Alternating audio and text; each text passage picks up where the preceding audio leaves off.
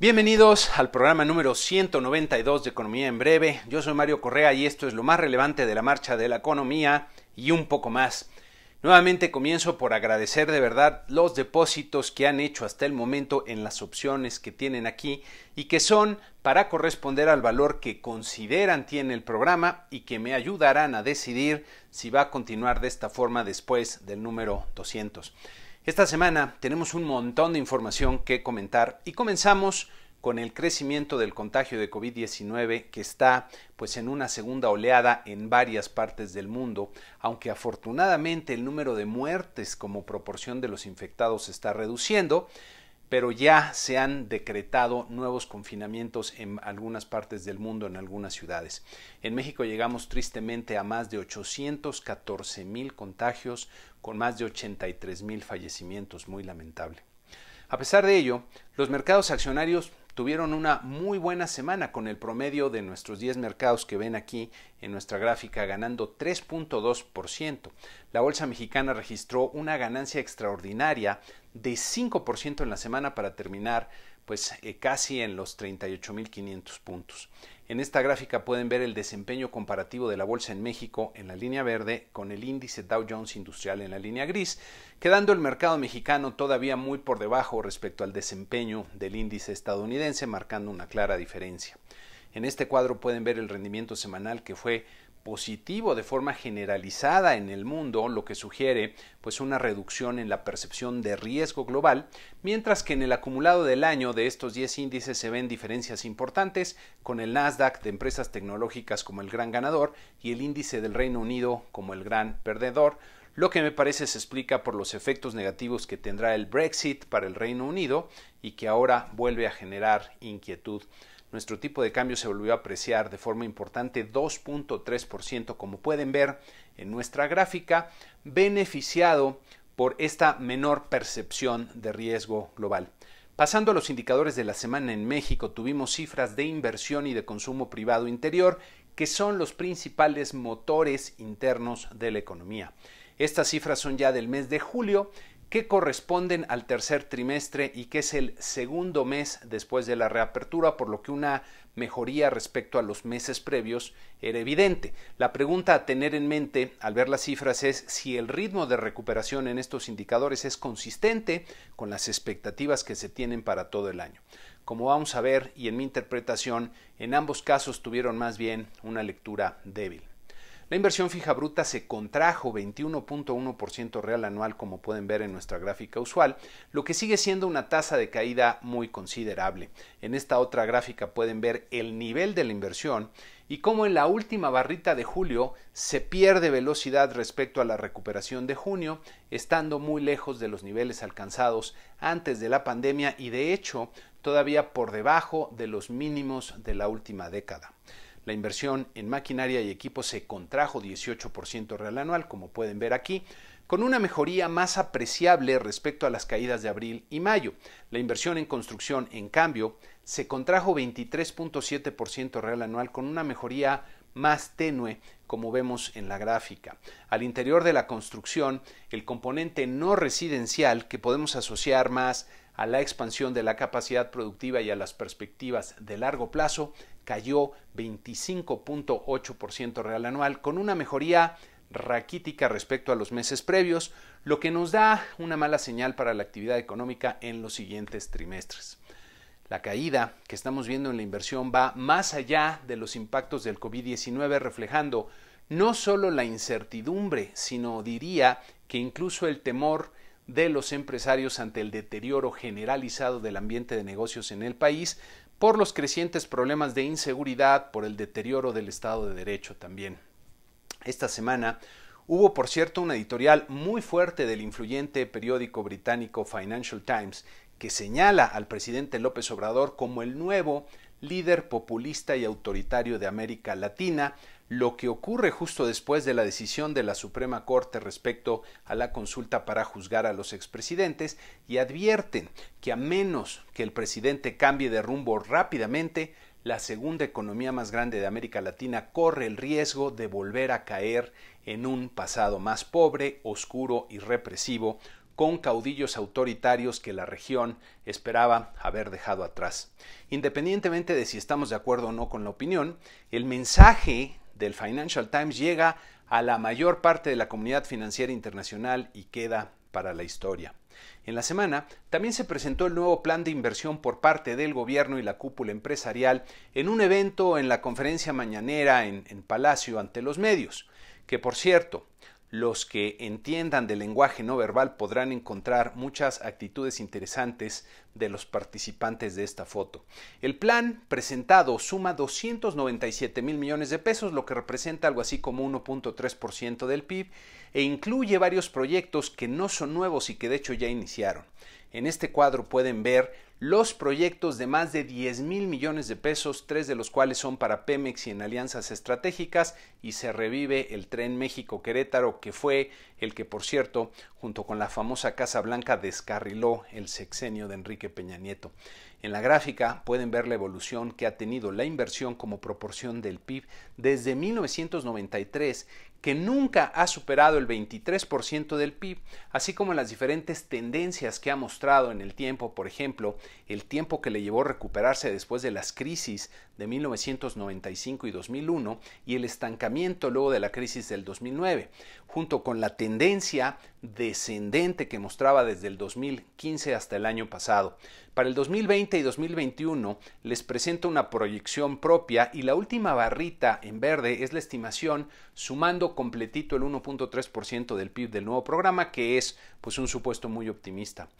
El mensaje es que para impulsar efectivamente la inversión en el país se requiere mucho más que los grandes proyectos al interior de Pemex. Continuando con los indicadores, el consumo privado del mercado interior se contrajo 15.1% real anual, recuperándose un poco como pueden ver en esta gráfica. Pero si vemos el nivel del consumo, la recuperación de julio respecto a junio fue significativa pero insuficiente, y dado que el consumo privado es el principal motor interno de la economía, la reactivación que ha mostrado hasta el momento apunta hacia una debilidad persistente para los próximos trimestres. Las cifras de la industria automotriz de septiembre muestran un desempeño mixto, con la producción recuperándose de forma bastante rápida, como pueden ver aquí, pero con las ventas internas frenando su recuperación y quedando todavía muy por debajo de los niveles registrados el año anterior. Las exportaciones, que fueron las primeras en recuperarse con fuerza en junio y julio, en agosto se frenaron y en septiembre incluso se redujeron un poco, como pueden ver aquí.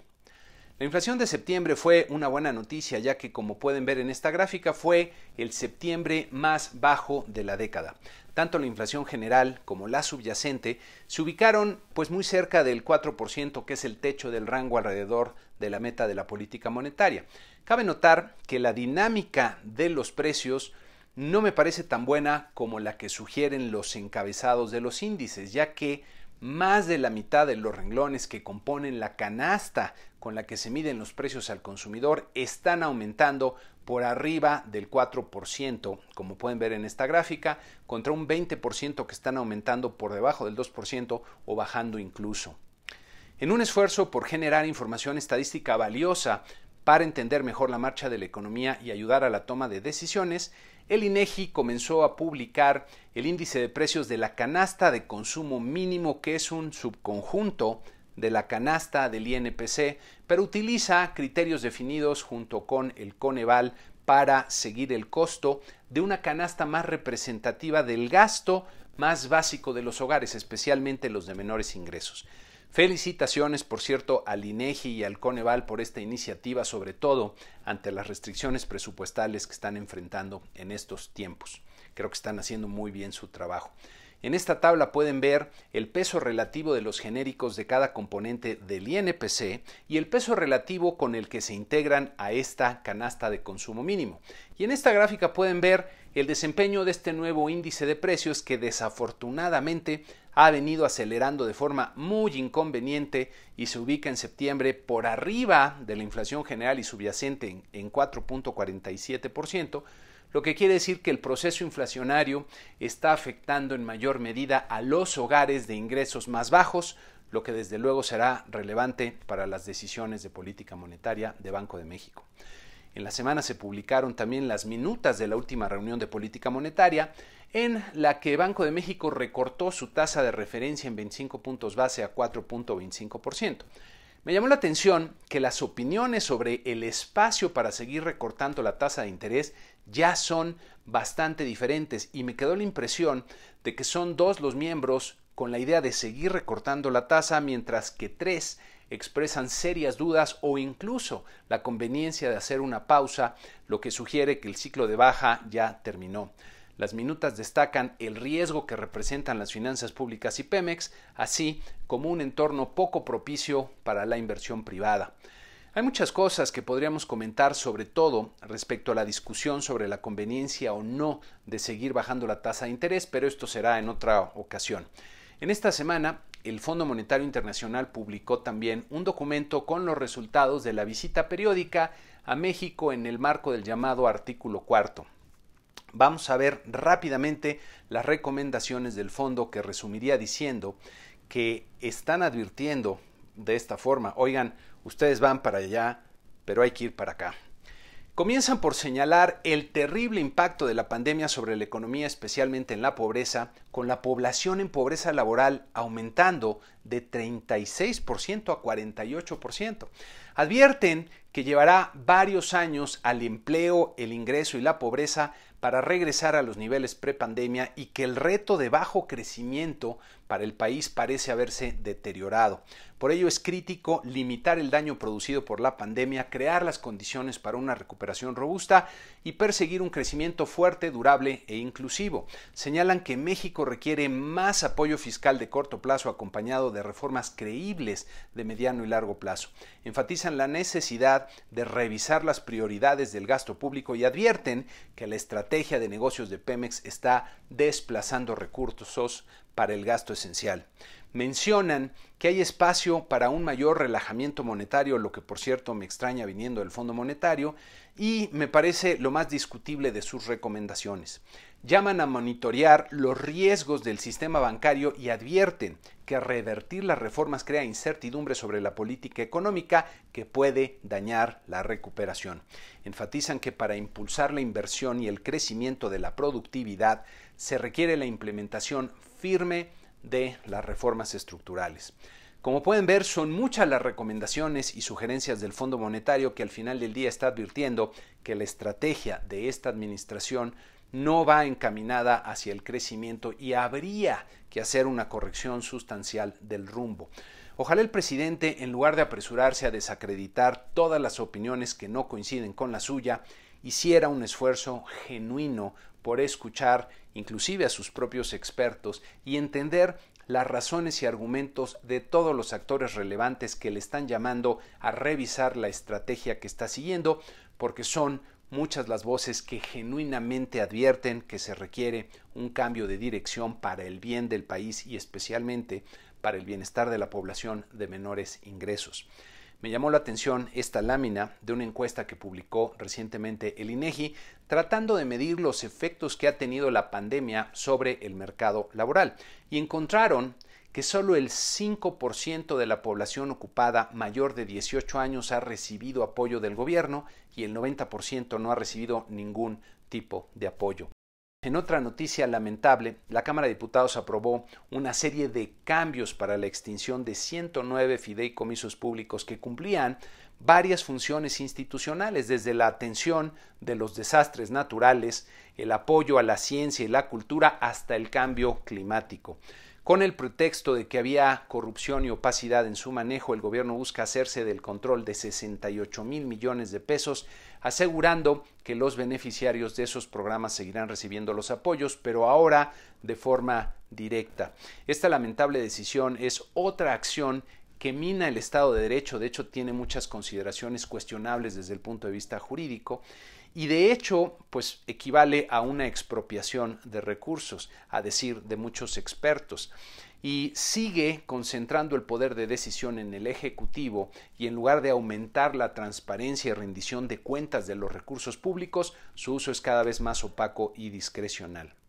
En Estados Unidos, luego de varias declaraciones sorprendentes y erráticas del presidente Trump ya recuperándose del COVID-19, que incluso acusó a sus más cercanos aliados en el gobierno de no estar haciendo bien su trabajo, y luego del debate entre los vicepresidentes, la ventaja de Joe Biden y el Partido Demócrata sigue ampliándose, como pueden ver en esta gráfica de Real Clear Politics. La semana que inicia tendremos pocos indicadores, destacando en México la actividad industrial del mes de agosto, que permitirá evaluar el ritmo y fuerza de la reactivación. En Estados Unidos tendremos la inflación al consumidor, producción industrial, ventas minoristas, todos estos del mes de septiembre, pero la evolución del proceso electoral seguramente atraerá la mayor parte de la atención de los mercados. También habrá que poner atención a la reunión anual del Fondo Monetario Internacional y a los acontecimientos que se están dando ya en Europa en torno al proceso del Brexit. Y con esto concluimos este programa número 192 con la invitación usual a suscribirse al canal en YouTube, si el programa les gustó, a darle like, y si les pareció útil, a compartirlo entre aquellos a los que consideran que también les puede ser de utilidad, y si quieren que continúe con este enfoque de repasar lo más relevante de la semana, aportar la cantidad que les parezca adecuada para corresponder al valor que le encuentran al programa, con las opciones que tenemos para ello aquí indicadas. Muchas gracias y que tengan todos una excelente semana.